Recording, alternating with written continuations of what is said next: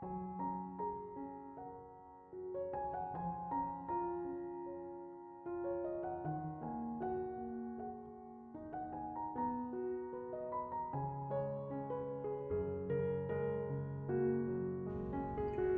Ibu, saudara-saudari, adik-adik, kaum muda yang terkasih, Shalom, berkah dalam.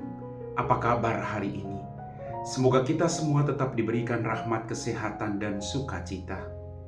Kembali pada hari ini saya mengajak Anda untuk mendengarkan dan merenungkan firman Tuhan. Maka mari kita siapkan hati kita. Tuhan bersamamu dan bersama rohmu. Inilah Injil Yesus Kristus menurut Santo Lukas. Dimuliakanlah Tuhan.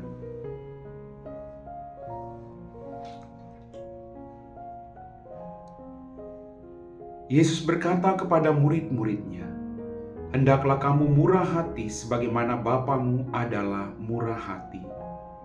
Jangan kamu menghakimi, maka kamu pun tidak akan dihakimi. Dan janganlah kamu menghukum, maka kamu pun tidak akan dihukum. Ampunilah, dan kamu akan diampuni. Berilah, dan kamu akan diberi. Suatu takaran yang baik dan dipadatkan, yang digoncangkan dan yang tumpah keluar akan dicurahkan ke dalam ribaan. Sebab ukuran yang kamu pakai untuk mengukur akan diukurkan kepadamu." Demikianlah sabda Tuhan. Bapak, Ibu, saudara-saudari, adik-adik, kaum muda yang terkasih. Dalam bacaan Injil pada hari ini kita mendengar Yesus berkata kepada murid-muridnya, "Hendaklah kamu murah hati sebagaimana Bapamu adalah murah hati." Kita semua sebagai pengikut Yesus, kita diajak untuk mempunyai hati yang berbelas kasih.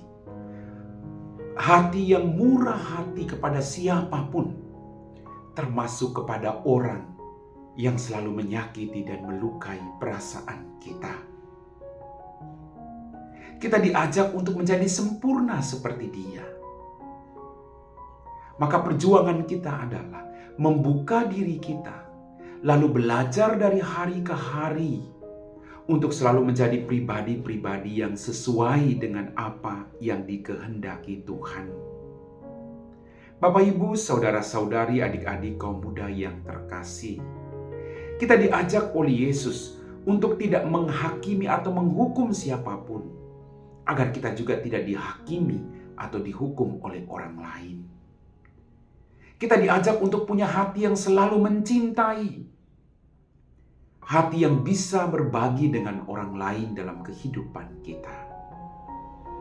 Saya sangat yakin ketika kita dihakimi oleh orang lain, kita merasa sedih, kita merasa kecewa. Begitu juga dengan orang lain ketika kita secara pribadi menghakimi mereka. Maka apa yang kita ingin orang lain lakukan pada diri kita, kita juga harus melakukan itu kepada mereka. Bapak, Ibu, saudara-saudari, adik-adik, kaum muda yang terkasih. Kemudian Yesus berkata, "Ampunilah maka engkau akan diampuni." Kita semua diampuni oleh Bapa. Maka tugas kita sebagai orang beriman adalah turut mengampuni orang-orang di sekitar kita yang telah menyakiti dan melukai perasaan kita. Mengampuni akan membawa ketenangan dan kedamaian bagi diri kita. Maka Yesus mengajarkan kepada kita, damai harus menjadi milikmu dengan cara membuang semua kemarahan, kebencian, iri hati, dendam, nafsu tidak teratur, agar hidupmu dipenuhi dengan kedamaian. Mari kita saling mengampuni, agar hidup kita penuh dengan kedamaian. Berilah, maka kamu akan diberi. Tidak usah takut kekurangan. Tidak usah takut tunggu kaya baru kita berbagi dengan orang lain.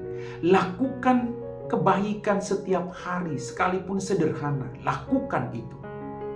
Maka kebaikan itu menjadi berkat bagi dirimu dan orang-orang yang ada di sekitarmu. Mari Bapak, Ibu, kita berjuang agar hidup kita dipenuhi dengan berkat-berkat berlimpah yang datang dari Tuhan. Amin.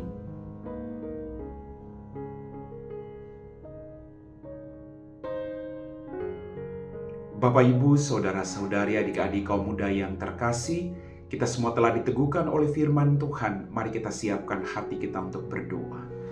Dalam nama Bapa dan Putra dan Roh Kudus. Amin. Ya Tuhan Allah Bapa kami dalam kerajaan surga, kembali kami bersyukur atas rahmat kehidupan berkat berlimpah yang Kau berikan kepada kami.